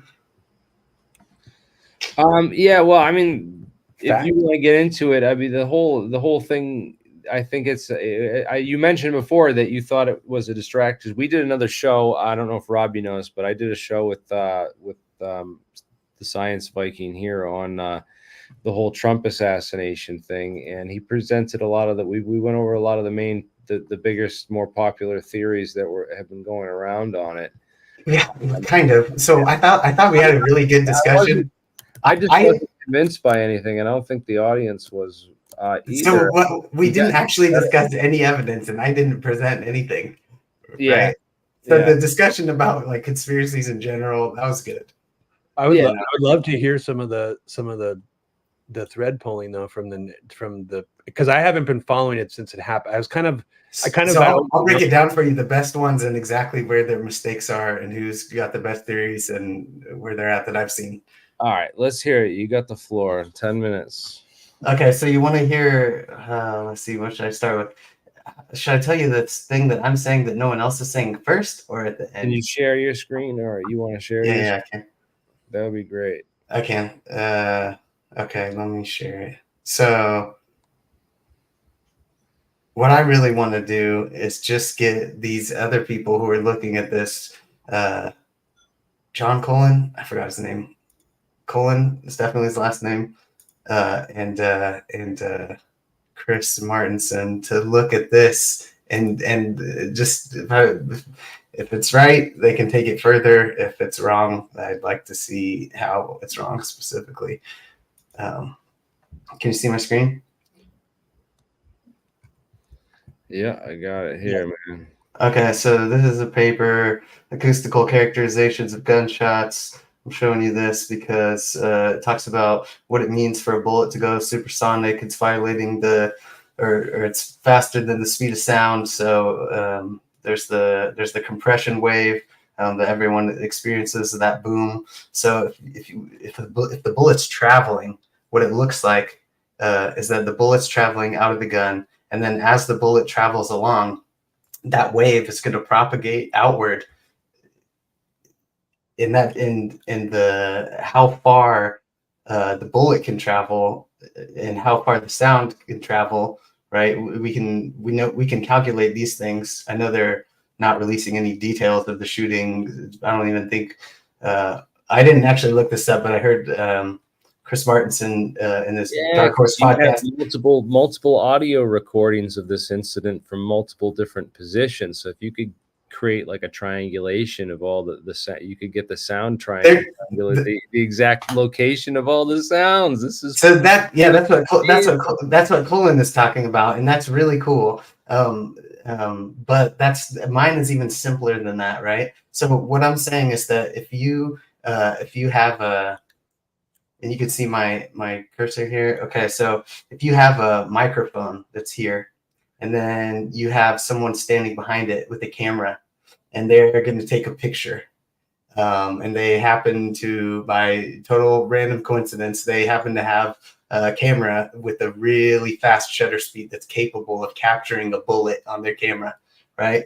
And they're aiming it, and they happen to snap it exactly the right second, so where they catch that bullet in their camera shot. What you will expect to see from the physics is that you'll see the bullet on the film before the sound makes it to the microphone. Fascinating. Right? It's not possible for the sound to be heard on this microphone at the before or at the exact same moment that you see the bullet. Right? And so we know that if it was a 5.56 round, then it's like I have the numbers in the Excel file: 3,500 feet per second, 3,000 feet per second, one of those two. And sound is, I forgot that too, 1,300 feet per second. So it travels like close. 3 times farther, right? So let's say that you snap a picture and you can see how far the bullet's traveling, and you can also estimate how much that length should be from the speed, from how long your shutter is open on your camera, right? And then you can check that photo and see if the length looks like approximately what you would expect for how long the bullet would travel during that amount of time, 1/8,000th of a second. Then you know if the bullet traveled that distance, then you know how far the sound traveled in that same amount of time, because it's just a multiplier of the speed of the sound divided by the speed of the bullet.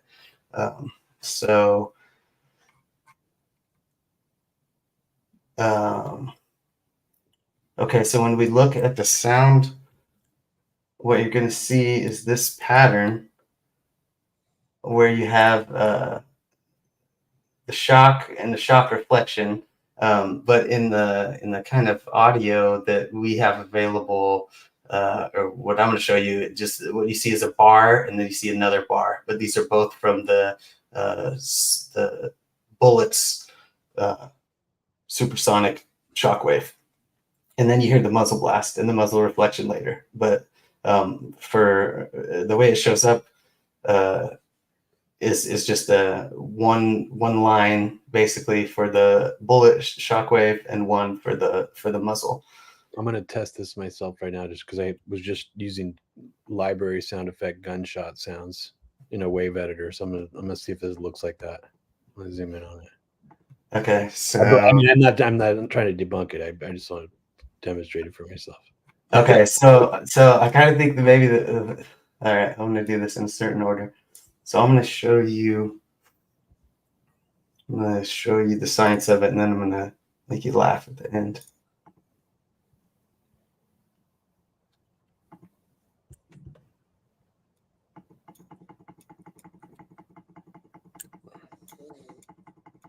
Sorry, hold on, give me a second. Here, actually, let me give you something else to look at while I'm doing that.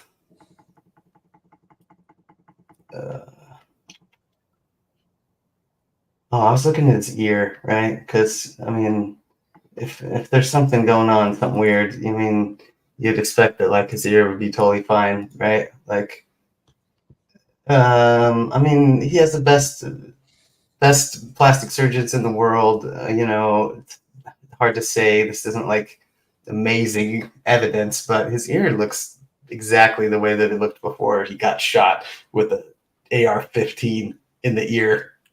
Like apparently no lasting damage. He's all set after the amazing propaganda spectacle. Let's see, where's that photo? Here we go. So this is that New York Times photo, right? You could see the bullet caught on film, you can see his hand position here, right? So this is how this hand position becomes our moment in time that we're going to use to look at the sound, because you can't see the bullet in the video. Obviously, it doesn't have a shutter speed nearly fast enough to catch that. But this hand position, you can see that what this is that, so there was one shot, and then his hand is going up as the second bullet is flying through the air, according to this miraculous picture. His hand goes up, it touches it, and then boom, it's crazy. You can even see blood on his hand, right? Like, this is just like, as soon as everyone sees this, they're like, well, you know, any ideas that don't match this are obviously wrong, because I've seen the pictures. They got the picture of the bullet. Like, this is done. This definitely happened exactly how they said it did. So let's see.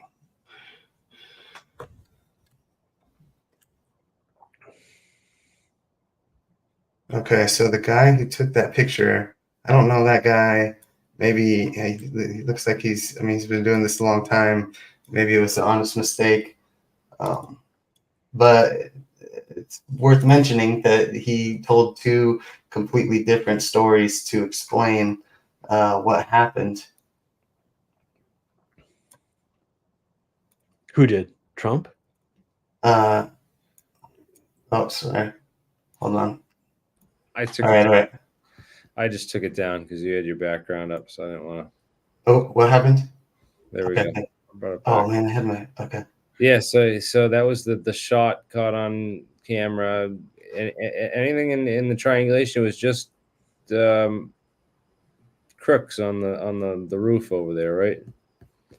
Anything in the that stuff is interesting. So my analysis is different than the ones that Martinson and Cullen have pushed. So when I look at it, I see that there were the 3 shots in the beginning, and then in the second barrage, there's 2 shots, and then I think someone shot him before he pulled the trigger the 3rd time in the second barrage, right? Which is why it was so confusing for them when they're analyzing this this sound data and why it wasn't just straightforward to figure out what happened.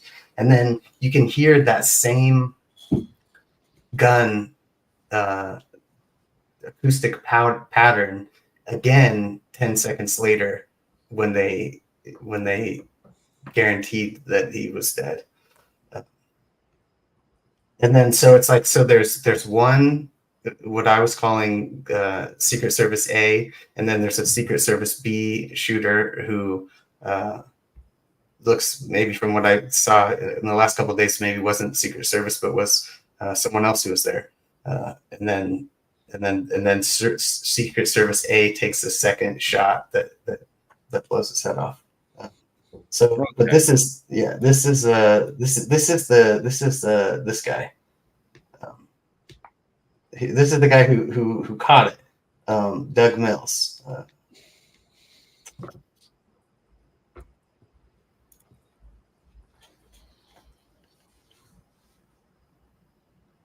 So, do you think would be the pieces of or things that should be? I mean, besides the audio investigation, that would be pretty useful if they can gather all the. So why do I care about this bullet in this picture so much? Right? Yeah, does this matter? Are we going to prove it? Right, and why is no one else paying attention to it? So this is another point, is that like in science and scientific investigation, people have this idea that like if I am a big critic of Trump policies and then I find something, then it's because I'm biased, right? Bias is when you refuse to let evidence appropriately weight your decisions, or when you skip the need for evidence to make a decision completely, right? It's not like everyone has prior ideas about stuff, and that's an advantage. So Colin and Martinson are looking at completely different things than me. Colin, did this work on Las Vegas. He's got a totally different thing. Like his analysis of the back row and the people jumping on the back row is really good. I think that the reason that we see the people on the back row jump is because you could just see them better. And if you have a bunch of people standing close to each other, they can't move as much as people on the back row. But I could be wrong. It's hard to say. So let's skip to that because I think you're more interested in that anyways. But anyway, so Doug Mills, there's this one interview and he says, I was like, oh, hell, I remember taking pictures of him when this happened. Let me go back. No.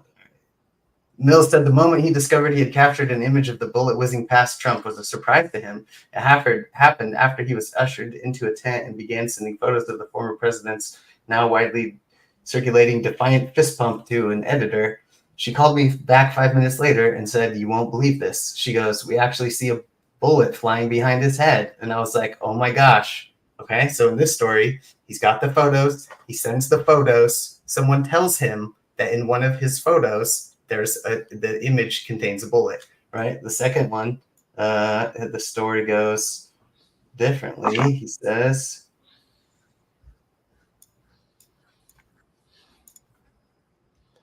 I think it's a bullet. It looks like a bullet, man. What do you think? Is it a bug or a bullet, or is it a UFO? could you hear my audio during that? Could you hear the audio, the video I was playing? No. Damn. I thought you could the whole time. There's a different screen share, I think, for that. Okay, well, then none of this is going to be interesting at all if you can't hear it. Let me try again. Yeah, you might have to do the other screen. There's another screen share, I think, that has that audio option. Also share system audio. Okay, got it. Sorry about that. Here we go. All right, let's try that out. And I was shooting an 8,000th of a second. It captured that streak behind him. When I got to my laptop, I could see that bullet flying behind his head. I didn't know what I had captured, but when I got to my laptop, I could see that bullet flying behind his head. Right. So his stories don't match up. That's all I'm saying. I just think it's worth pointing out. It's not the key piece of evidence. Sorry. Yeah. How high speed of a photo was it? So I mean, you could at least get where it came from, but yeah. So here it is with the shots. You can hear this, right? Okay. So you hear those 3 shots. There's that first shot, right? You heard it. You heard that, like, that's the first bullet. There's a second one, right? So you heard that. yeah. Right. So then we go to that hand position, and you can tell that you've already heard the sound of the bullet when his hand is at that position. I'm going to show you in Camtasia.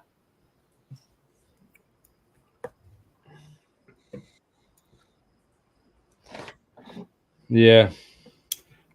So that's what. So this is like, because it's like it's hard to pin anything down, and you can't ever really get to the emotional state of a person. Were they lying? Were they, did they make a mistake? Like, what's a setup? What's real? What's not? It's really hard to say. But if you get something to where you catch them faking something, your confidence goes way more up in the analysis, right? Right. So if they had this planned and they faked this photo, then they knew this was going to happen. And another thing too, it's like people are like, definitely those were real bullets. Definitely people died. It's not that any of that wasn't staged or a fake thing. It was definitely real. Yeah. Right, but was he trying to shoot Trump in the head? Right? Was he trying to shoot him in the head? I mean, I don't know. One hypothesis is yes. One hypothesis is no. Well, Secret Service obviously thought so, so they took him down. Yeah, I don't know. I mean, we'll see if Trump even opens an investigation into that. Yeah, and then the other thing is like if you listen to the psychology of it, right? Like there's stuff that is just very basic human psychology you expect to hear. When someone almost dies, it's a traumatic experience. They're scared. It's not about being brave. It's about nobody wants to die. Um, so you expect these certain behaviors. You don't expect them to pause and just like fist pump and be like, this is, This is awesome. I'm gonna fist bump the nation and say fight. exactly. It's like it is physically possible that this was the luckiest shot he could have ever hoped for, and this kid shot him in the top of his ear so it would bleed all over his face, and he could fist pump, and everyone would chant USA, and his chances of winning the presidency would go way up. Stock market would jump up, and they'd be like, "Oh yeah, Trump's going to win. Now we're confident."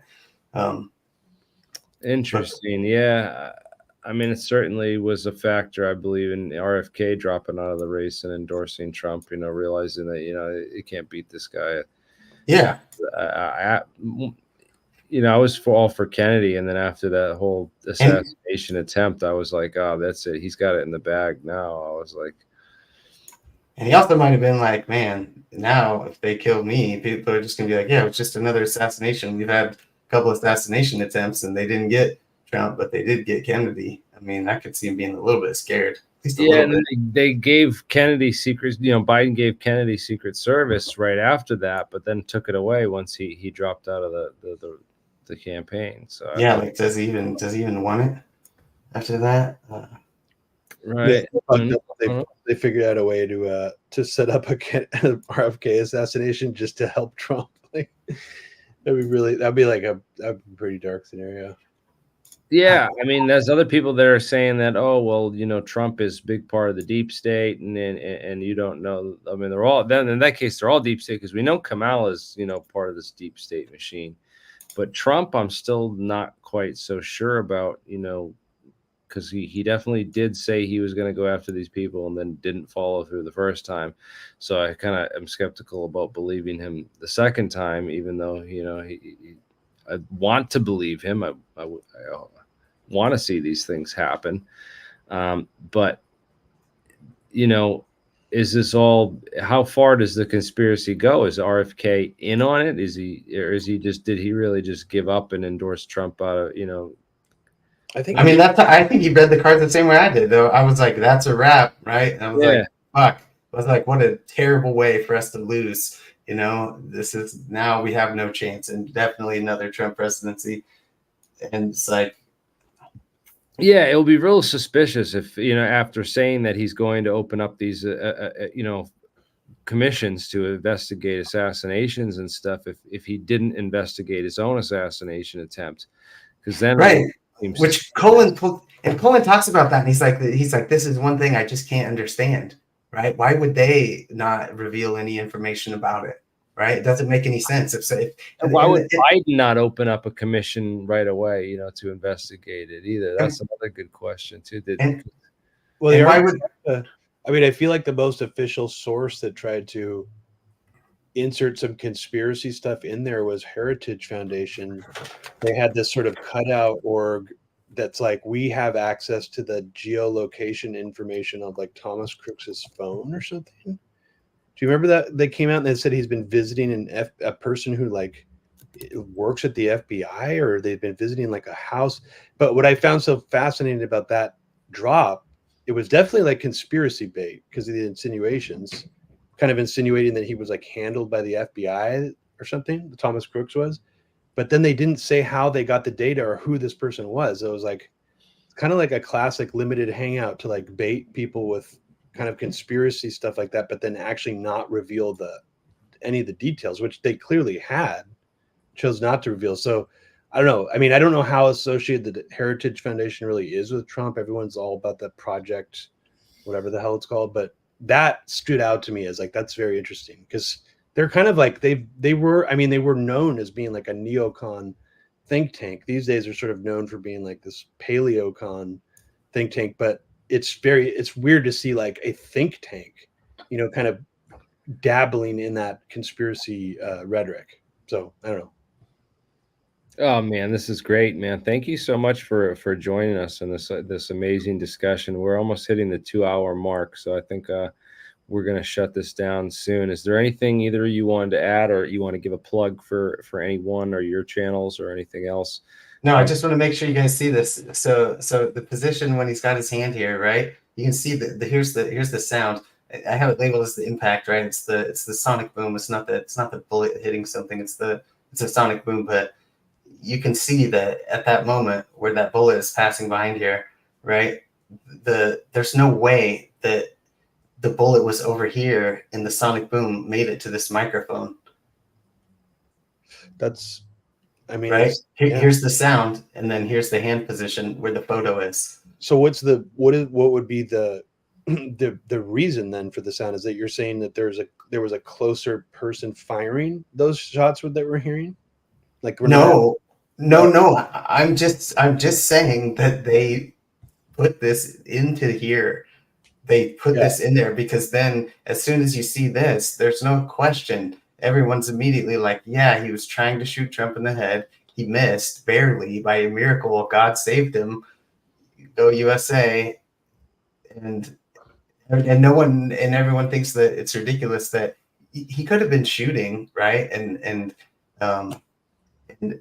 not been trying to hit Trump, right? And knowing what this was and what this was going to do for Trump's campaign, right? And like Trump's address to the country, we should do this. We should finish this up another day and go into this in more detail. But like in the images of Trump's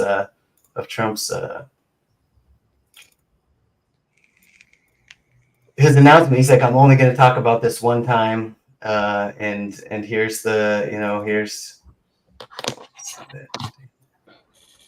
bad at this. I'm sorry. Where's the shot? Where's the screenshots of him at this thing? He's got like the firefighter's helmet, and like, yeah, here they are. I'm very proud that we've raised the 6.3 million. There, he's got the tribute to the guy who was hit in the back of the head. I mean, right? Like it's all. This is just. I don't think Donald Trump really cares. Yeah, about I mean, it just seems. I know how a lot of people could think it just seems superficial and so fake, especially with the ear healing. Yeah. The whole, and it's like I've never seen NBC, CNN, Fox News. They're all on the same page. They're all publishing the same stuff. Right? It's like all of a sudden, all the media is like, "Yep." Yeah, I mean, there's no. God bless Trump.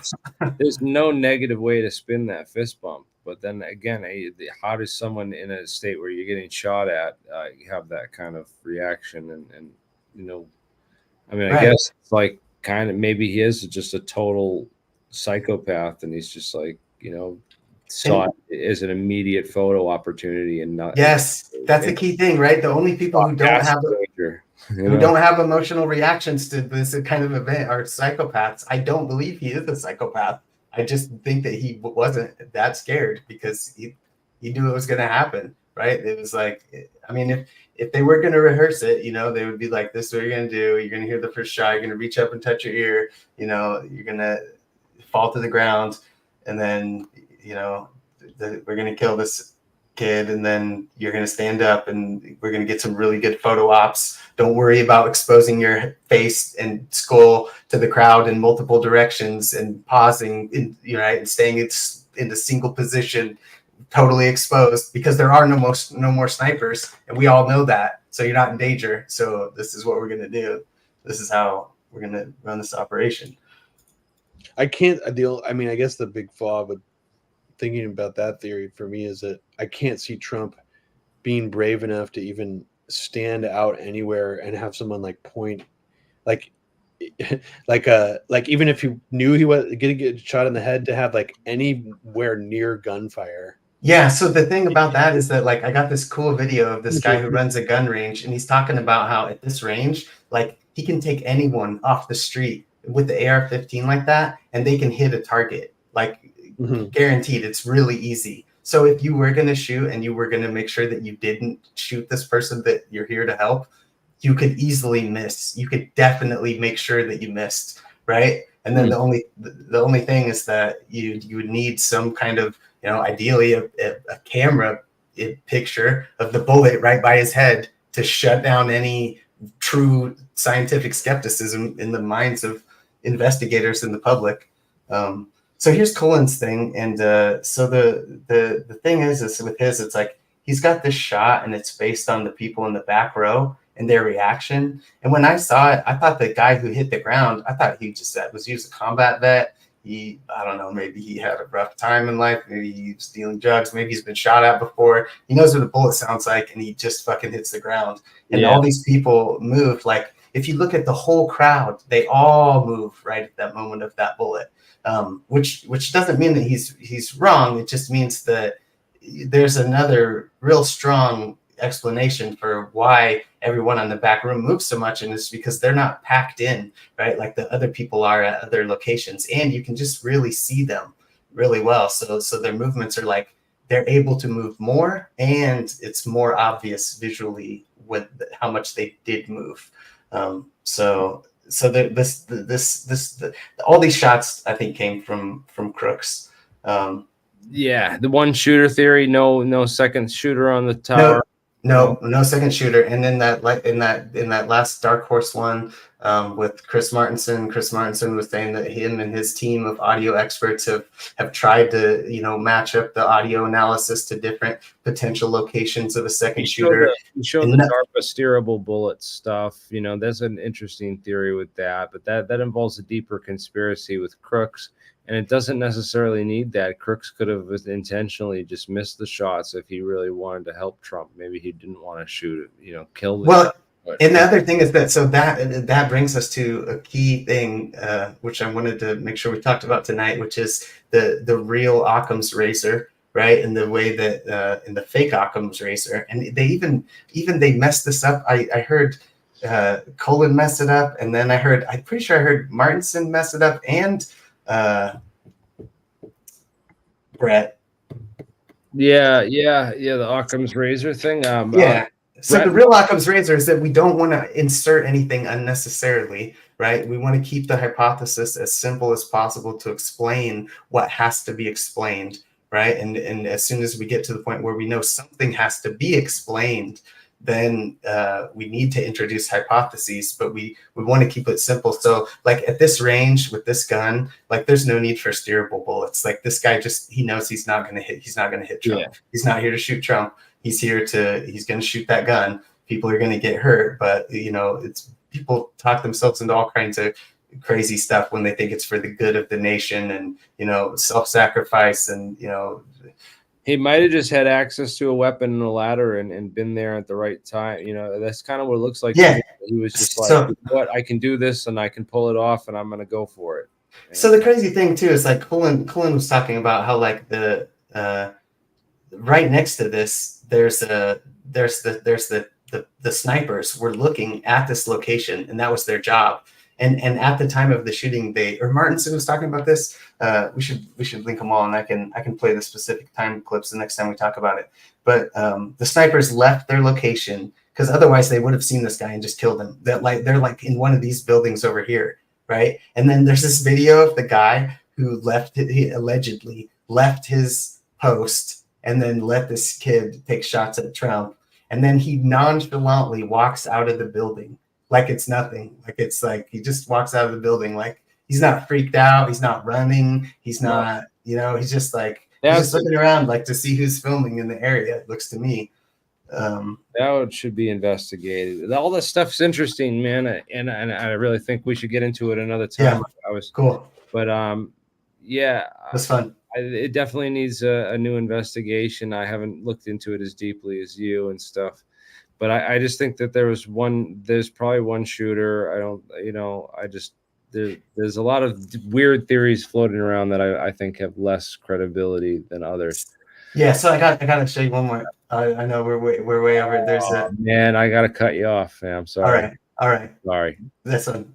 You see next time. I'm ready to fall asleep. Over to that corner.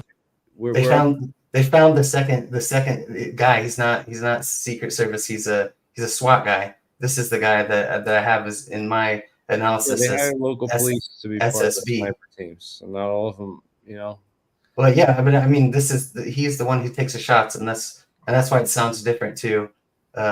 You can hear the guns different. The Secret Service has those big suppressors on their guns, and this guy is in a different direction, and he's shooting at them. But this is the video. We can go over it next time. Yeah, sorry. Thanks. So, guys, in the meantime, please check out MediaRoots.org. Our guest tonight was Science Viking and also Robbie Martin. Robbie was with us. Robbie is Abby Martin's brother. So he helps. He runs MediaRoots.org with Abby. So please go check out their website, and also you can follow him on Twitter at Fluorescent Gray. So yeah, thank you so much, Robbie Martin, for joining the conversation here tonight, and and offering some great insights and perspectives on all that stuff. So Thanks, Jeremy. It's good talking to you guys. Thanks, yeah, Robbie. It was fun. do this more often. This was great. I think you guys do a lot of great media, and we should do more of these discussions, because you're super informed on a lot of these things that's helpful. So I'm down. Yeah, thanks for having me. It was fun. yeah, thanks for the show, guys, and take care, everyone. Thank you everyone in the audience for participating and watching, and have a great night. We'll see you all in the next time.